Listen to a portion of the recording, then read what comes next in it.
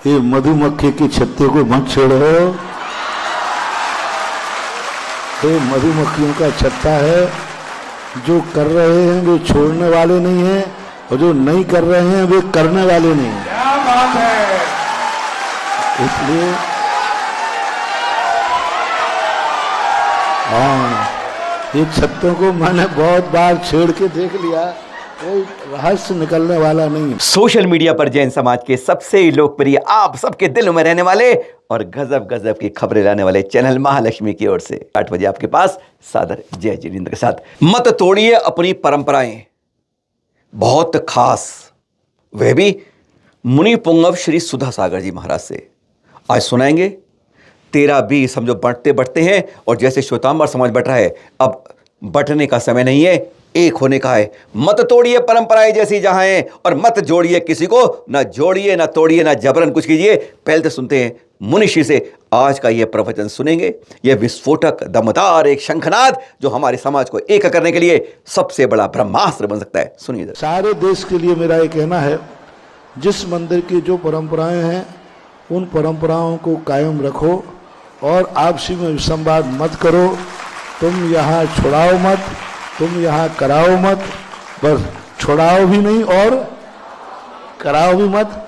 जहाँ जिस प्रकार, क्योंकि ये इतिहास है, मैंने कहा ना, इतिहास को कौन छोड़ने वाला है, कौन क्या करने वाला है। जिन्होंने शुरू की थी वे ऊपर चले गए, अब बेटा तो यही कहता है हमारे बाप तो जो कह गए वो हम करेंगे। इसलिए जहाँ जिस प्रकार की परंपराएं चलती हैं उस प्रकार, बस मेरा अंतिम दृष्टिकोण यही है। 2 चीजें ध्यान रख लेना, जैन धर्म के मूल सिद्धांत हैं, दृष्टि में वीतरागता और क्रिया में अहिंसा। ये 2 चीजें ध्यान रखना, सब मानना। रिपीट करता हूं, क्रिया में और दृष्टि में, बस ये जैन दर्शन के मूल सूत्र हैं। चाहे 13पंथी हो, चाहे 20पंथी हो, चाहे सोनगढ़ी हो, चाहे लोहगढ़ी हो, चाहे रत्नगढ़ी हो, ये 2 चीजें हमारे हैं। अहिंसा कभी झुकना छोड़ना नहीं, जब भी उठो बैठो चलो फिरो सदा करुणा अहिंसा रहना चाहिए। और जब भी कभी तुम्हारे विचार बने तो दृष्टि में वीतरागता होना चाहिए। ये जैन दर्शन का मूल रहस्य है। यह क्षण थे फिरोजाबाद के एक परंपरा श्री आचार्य श्री ज्ञान सागर जी की विद्यासागर से आते हुए, और 13 पंथ बिल्कुल स्पष्ट 13 आमनाओं से, और दूसरी थी आचार्य श्री धर्म सागर जी की परंपरा, और जिसमें थे अमृत सागर जी महाराज स्पष्ट 20 पंथ की ओर से। और जब सवाल हुआ, अभी यही कह पाए थे कि मुनि पुंगव सुधा ने टोक ही दिया। सुनिए जरा। हमारी 2 परंपराएं नहीं, हमारी एक ही परंपरा है। हमारी मूल बल्दियत एक ही है, पूज्यवर शांति सागर महाराज।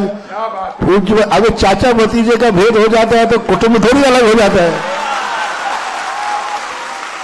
देखो, पूज्यवर शांति सागर महाराज, पूज्यवर वीर सागर महाराज, पूज्यवर शिव सागर महाराज और पूज्यवर धर्म सागर महाराज, ज्ञान, और उसके बाद पूज्यवर ज्ञान सागर महाराज आदि ये बनते जाते हैं। लेकिन हमारी मूल परंपरा शांति सागर की है, और यहाँ हम सब एक ही परंपरा के हैं, एक ही कुटुंब के हैं, और एक ही है, एक ही रहेंगे और एक ही रहेंगे। बहुत बट रहे हैं हम, 13-20 कर रहे हैं, और यही कारण है कि आज जैन समाज कब किसी बात को लेके जाता है किसी नेता के पास कहीं, तो वह आता क्यों नहीं है, बहाना क्या मारता है, अरे तुम कितने बटे हो, सबको साथ लेके आओ तो मैं जरूर आऊँगा।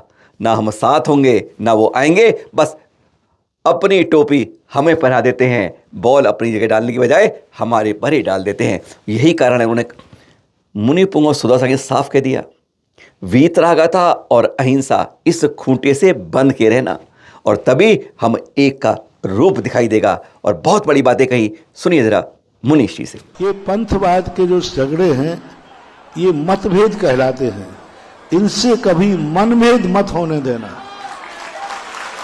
इन पूजाओं की क्रियाओं को लेकर के मतभेद कहलाते हैं, और मतभेद सदा से चलते आए।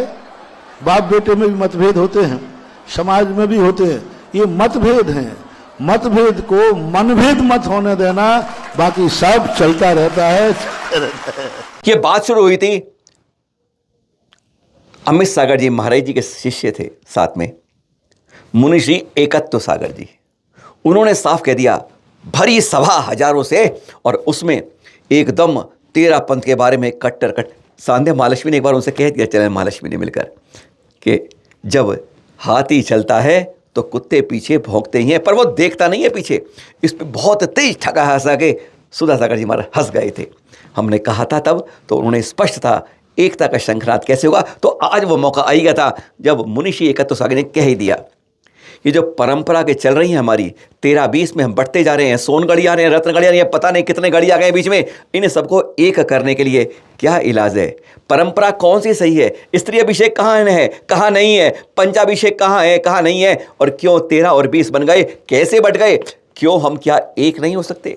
क्या 13 पंथ गलत है या 20 पंथ गलत है? बहुत सवाल थे, पर उनका सवाल का निदान एक ही था जो मुनि सुंदर जी ने स्पष्ट कर दिया था। सुनिए कैसे यह इतिहास शुरू हुआ, पर अंत यही है कि हमें सबको एक राह पे चलना होगा। अहिंसा को मानने वाले, वीतराग को मानने वाले महावीर के वंशज कहे जाते हैं। अपनी परंपराओं को छोड़े मत, पर दूसरे की परंपरा को तोड़े मत। जहाँ की जो परंपरा है उसे ही निभाएं और फिर आगे बढ़ते जाएं। धार को धार में संगम बनाएं और फिर कह पाएंगे जैन आज एक हो जाएं। जब हम एक हो जाएंगे तो फिर दिगंबर एक हो गए। इसी तरह आचार्य श्री विमल सागर सुरेश्वर जी महाराज जी श्वेतांबर समाज में बार बार कहते हैं एक होने की बात। जब दो धाराएं ये नीचे मिल जाएंगी तो फिर एक मिलने में देर नहीं लगेगी। कम से कम 2024 के अंदर 24 तीर्थों को मानते हुए यह 24 की बात कर ही ली जाए। सुनिए जरा इस इतिहास के बारे में। 13-20 के झगड़े को मतभेद तक रहे, मनभेद कभी ना बुने, यह उन्होंने साफ कहा। सुनिए सुनिए सुनिए जरा, यह दमदार बात, एक बार नहीं कई बार बात। दो ही चीजें जानना, हमारे पास इतिहास होता है। कई चीजें हैं जो हम निर्णय करने के अधिकारी नहीं होते, क्योंकि हम छद्मस्त ज्ञान, हमारे पास जो कुछ भी है सब शास्त्रों के आधार पर है। तो हमारे पास इतना सही 3 विषय बिंदु आपको दे देते हैं, क्योंकि प्रश्न निराधार नहीं जाए और समता भी बनी रहे, कि 7वीं शताब्दी के पहले किसी भी आगम में, किसी भी शास्त्र में ना पंचामृत अभिषेक था, ना स्त्री अभिषेक था, ना जो भी होता है वो नहीं था। 7वीं शताब्दी के पहले जितना भी मैंने आगम पढ़ा है, पूज्यवर यतिवृषभ आचार्य महाराज, पूज्यवर कुंद आदि महाराज, उन्होंने इस प्रकार की कोई चर्चा शास्त्रों में नहीं उठाई। 7वीं शताब्दी में एक पुण्यार्थ संघीय आचार्य हुए पूज्यवर रविशयन आचार्य महाराज। रविशयन आचार्य महाराज ने सर्वप्रथम वहां पर उन्होंने इस प्रकार की ये चर्चाएं की।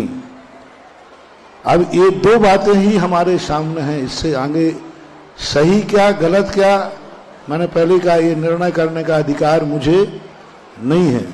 लेकिन 7वीं शताब्दी के पहले इस प्रकार के पंचामृत आदि स्त्री अभिषेक के उल्लेख आगम में, शास्त्रों में देखने को नहीं मिले। 7वीं शताब्दी के बाद जरूर पुण्यार्थ संघी आचार्य महाराज ने लिखा, और ये परंपराएं, दोनों प्रकार की परंपराएं 7वीं शताब्दी के पहले एक ही परंपरा थी, आगम के अनुसार, इतिहास के अनुसार। 7वीं शताब्दी के बाद दोनों प्रकार की परंपराएं भारत में स्थापित हुई। इनका जो नामकरण की बात जो आपने कही एकत्व सागर महाराज ने, नामकरण जो हुआ है 1664 में, सांगानेर के अंदर अमरचंद भौसा थे और नरेंद्र कीर्ति भट्टारक वहाँ के पीठाधीश मानो। जैसे जयपुर उस समय नहीं था, आमेर राज्य में आता था। आमेर राज्य का जय सांगानेर मीना बाजार कहलाता था। वहाँ पर पंडित जी साहब जो थे अमरचंद जी भौसा, वो नित्य प्रतिदिन स्वाध्याय किया करते थे। उसके पहले देवेंद्र कीर्ति महाराज भट्टारक गद्दी पे आए। वो एक साम्यवादी थे देवेंद्र कीर्ति, और वो आहार के लिए जाते थे तो एक कपड़ा लपेट लेते थे और मंदिर में आकर के उतार देते थे, और बड़े शाम परिणामी थे। उन्होंने इस प्रकार का कोई पंथवाद के लिए प्रश्रय नहीं दिया। लेकिन नरेंद्र कीर्ति जो कि दक्षिण भारत से आए हुए थे, उनकी वहाँ नियुक्ति हुई। उन्होंने, दोनों में विषमवाद हुआ, और विषमवाद होने के बाद निर्णय लिया गया कि कौन पुराना है, जलाभिषेक या पंचामृत स्त्री आदि। नहीं, अब नहीं खिसका भाई, नहीं नहीं, बस नहीं, एक परंपरा नहीं बीच में, कुछ भी नहीं, आप भी बैठ जाओ वहीं, सिट डाउन। अब भी शायद तुमने डिस्टर्ब कर दिया ना, क्या बोल रहा था?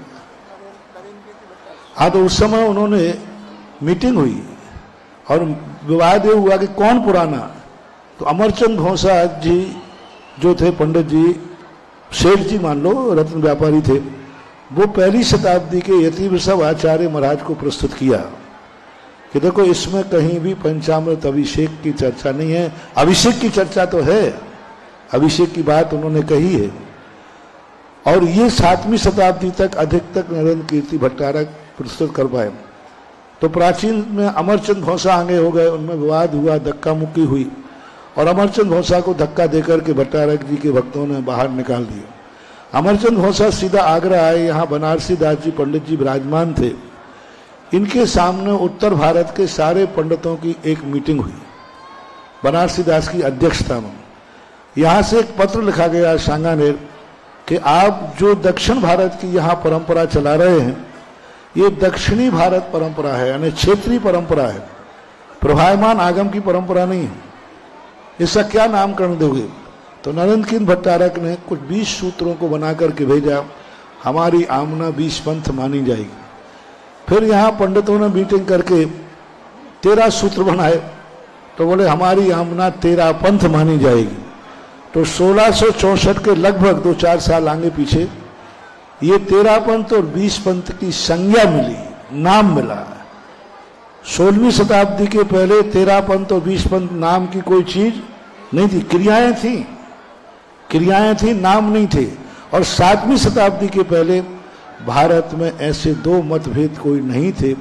ऐसी स्थिति कस्तूरचंद जी कासलीवाल हुए हैं जयपुर के, उन्होंने एक पुस्तक कहीं से संग्रह करके छापी थी, उससे संबंध में मुझे इतना ज्ञान हुआ। बस सत्य क्या है, असत्य क्या है, कुछ प्रश्न ऐसे हैं, जब हम केवली भगवान बने, या तुम बन जाओ तो जान लेना, और या मैं बन जाऊं तो बता दो, और क्या कहें।